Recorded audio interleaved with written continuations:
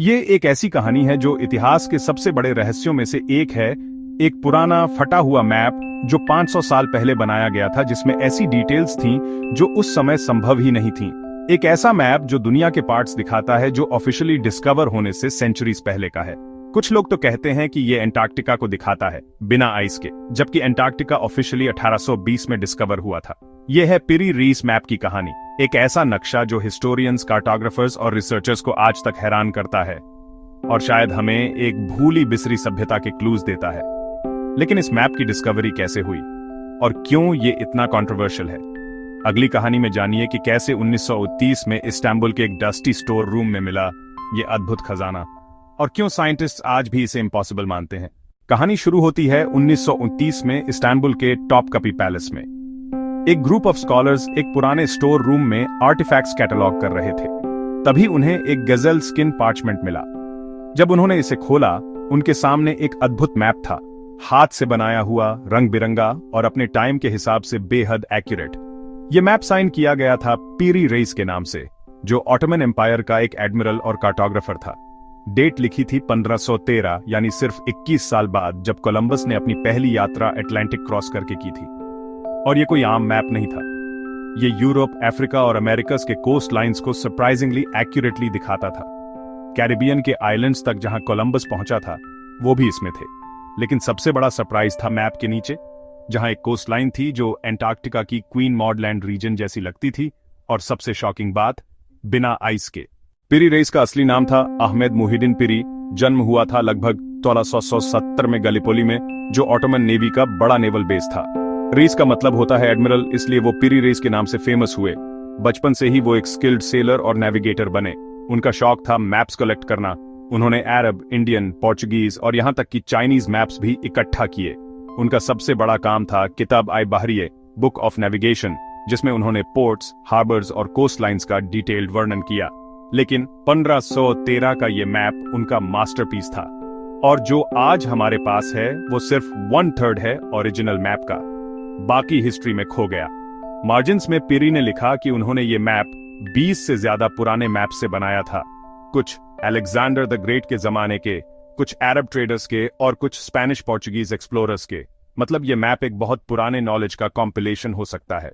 सबसे अजीब हिस्सा है मैप का साउदर्न एंड। वहां एक लैंड मैस दिखता है जो बिल्कुल एंटार्क्टिका के क्वीन मॉड लैंड रीजन जैसा लगता है। लेकिन एंटार्क्टिका ऑफिशियली डिस्कवर हुआ था 1820 में, यानी 300 साल बाद। और भी अजीब बात, पिरी रीस मैप में ये लैंड मैस बिना आइस के दिखाया गया है, जैसे किसी ने ये मैप तब बनाया हो जब एंटार्क्टिका अभी गर्म और हैबिटेबल था।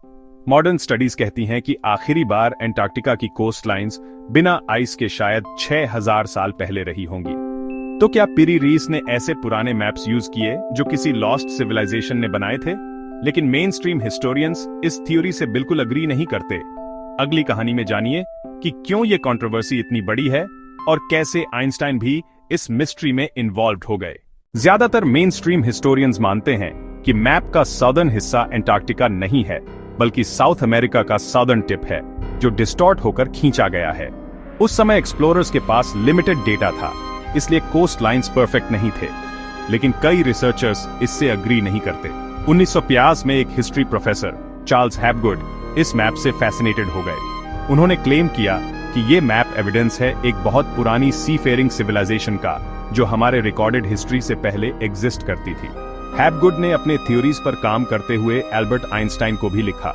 आइंस्टाइन ने जवाब में कहा कि ये मैप मोस्ट इंट्रिगिंग है।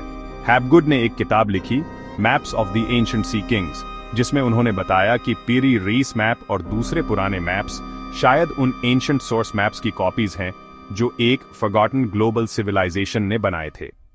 यही थ्योरी पॉपुलर एटलांटिस स्टोरी से जुड़ती है कि एक पुरानी एडवांस्ड सभ्यता थी जो किसी कैटेक्लिज्म में खत्म हो गई, शायद आइस एज के अंत में।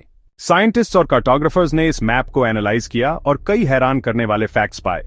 लॉन्जिट्यूड एक्यूरेसी, मैप सरप्राइजिंगली सही जगह दिखाता है अमेरिकस को, जबकि उस समय लॉन्जिट्यूड मेजर करना पॉसिबल ही नहीं था। साउथ अमेरिका की शेप, मैप में साउथ अमेरिका बहुत ईस्ट की तरफ एक्सटेंड होती दिखती है, ऑलमोस्ट अफ्रीका को छूती हुई। ये डिटेल एक्सप्लोरर्स को कई डेकेड्स बाद पता चली। रिवर्स एंड माउंटेन्स, मैप में कुछ साउथ अमेरिकन रिवर्स और माउंटेन्स सही जगह पर बने हैं, जबकि यूरोपियंस को कॉन्टिनेंट के अंदर एक्सप्लोर करने में बहुत समय लगा। अगर ये मैप सिर्फ कॉपी है पुराने चार्ट्स की, तो वो चार्ट्स बहुत एडवांस्ड रहे होंगे, क्योंकि उस समय शिप्स मोस्टली कोस्टल नेविगेशन करती थीं। ओपन सी मैपिंग बहुत मुश्किल था, लेकिन ये सिर्फ शुरुआत है। अगली कहानी में डिस्कवर करिए कि पिरी रीस मैप अकेला नहीं है। दुनिया भर में ऐसे और भी इम्पॉसिबल मैप्स मिले हैं जो सेम एंशिएंट सोर्स की तरफ पॉइंट करते हैं। क्या सच में कोई लॉस्ट ग्लोबल सिविलाइजेशन थी? एविडेंस क्या कहते हैं? पिरी रीस मैप अकेला ऐसा इम्पॉसिबल मैप नहीं है। और भी मैप्स हैं जो साइंटिस्ट को कंफ्यूज करते हैं। Oronteus Finaeus map 1537। Antarctica almost ice free दिखाता है, रिवर्स और माउंटेन्स के साथ। बुआचे मैप लॉस एटोस वैलेसिस एंटार्क्टिका के सब ग्लेशियल कोस्ट लाइन्स दिखाता है, जैसा हम रेडार टेक्नोलॉजी से ही देख सकते हैं। कैंटिनो और वॉल्टसी म्यूलर मैप्स, अर्ली मैप्स जो वर्ल्ड के पार्ट्स दिखाते हैं ऑफिशियल एक्सप्लोरेशन से पहले। ऐसा लगता है जैसे सब मैप्स किसी कॉमन एंशिएंट सोर्स से बने हों। तो सवाल है, वो सोर्स किसने बनाया? अगली कहानी में जानिए सबसे controversial theory, lost civilization theory. क्या 10,000 साल पहले कोई एडवांस्ड ग्लोबल कल्चर थी? और क्या यंगर ड्रायस पीरियड में कुछ ऐसा हुआ जिसने पूरी दुनिया को बदल दिया? यही जगह है जहां कहानी स्पेकुलेटिव हो जाती है। कुछ रिसर्चर्स मानते हैं कि 10,000 साल पहले आइस एज खत्म होने से पहले एक ग्लोबल मैरिटाइम कल्चर थी। वो लोग इतना एडवांस थे कि पूरी दुनिया के कोस्ट लाइन्स मैप कर सकते थे। फिर आया यंगर ड्रायस पीरियड, अचानक क्लाइमेट चेंज, फ्लड्स और शायद कॉमेट इंपैक्ट, जिसने उनकी सभ्यता को डिस्ट्रॉय कर दिया। सर्वाइवर्स ने अपना नॉलेज ओरल ट्रेडिशंस और मैप्स में पास किया, शायद इजिप्शियंस, मेसोपोटामियंस और फिनिशियंस को। और सेंचुरीज बाद वो नॉलेज ऑटोमन लाइब्रेरीज में पहुंचा, जिसे पिरी रीस ने यूज किया। अगर ये सच है तो पिरी रीस मैप एक विंडो है प्री हिस्टोरिक नॉलेज की तरफ, एक ऐसी दुनिया की झलक जो हमने ऑलमोस्ट भूल दी है। लेकिन मेन स्ट्रीम हिस्टोरियंस इन सब थियोरीज को कैसे देखते हैं? अगली कहानी में जानिए ऑफिशियल एक्सप्लेनेशन क्या है और क्यों ये डिबेट आज भी कंटिन्यू है। मेन स्ट्रीम हिस्टोरियंस कहते हैं कि हमारे पास मैप का सिर्फ 1/3 हिस्सा है, इसलिए पूरी पिक्चर नहीं है। मैप में कई कोस्ट लाइन्स गलत जगह पर हैं। एंटार्क्टिका जैसी दिखने वाली कोस्ट लाइन शायद साउथ अमेरिका का डिस्टॉर्टेड हिस्सा है। लॉस्ट सिविलाइजेशन का कोई डायरेक्ट प्रूफ नहीं है, बस स्पेकुलेशन है। फिर भी ये मैप सवाल उठाता है, पिरी रीस के पास इतनी एक्यूरेट इंफॉर्मेशन आई कहां से? पिरी रीस मैप आज भी रिसर्चर्स, मिस्ट्री लवर्स और कंटेंट क्रिएटर्स को इंस्पायर करता है। ग्राहम हैनकॉक की फिंगरप्रिंट्स ऑफ द गॉड्स जैसी किताबों से लेकर काउंटलेस यूट्यूब डॉक्यूमेंट्रीज तक, ये मैप एक आइकॉन बन चुका है इस आइडिया का कि हमारी हिस्ट्री शायद हमारी सोच से कहीं ज्यादा कॉम्प्लेक्स है। और अब फाइनल कंक्लूजन में जानिए कि क्यों ये मैप आज भी रेलेवेंट है और क्या मैसेज देता है हमारी सिविलाइजेशन को।